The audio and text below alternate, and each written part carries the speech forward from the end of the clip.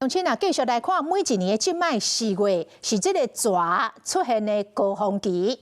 都有網友發現講，雲林縣消防局119的通報系統用要規排攏是掠蛇的案件，一天上濟有23件通報，甚至才休困1分鐘，馬上就閣出動去掠蛇。骨力卡塑膠桶仔內底有骨力尾蛇來咬蛇，話要我2公尺長，這攏是這2個月二小掠到的。做好防護措施，因為蛇活溜溜，想要將蛇掠入來桶仔內也真無簡單。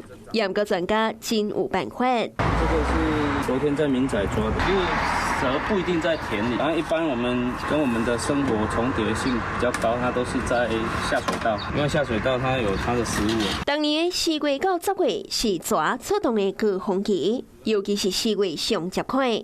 網友注意到雲林縣消防局的通報系統實驗未煞，昨日早起7點，都有民眾報案掠蛇，一路掠到暗時10點外。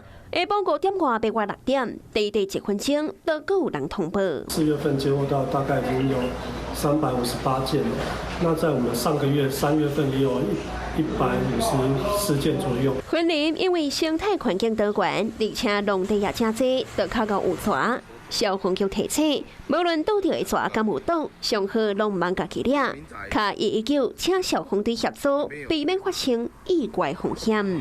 Hello， 我是張新文。想要搶先掌握最及時的新聞資訊嗎？趕快訂閱、按讚、開啟小鈴鐺，鎖定華視新聞 YouTube 頻道。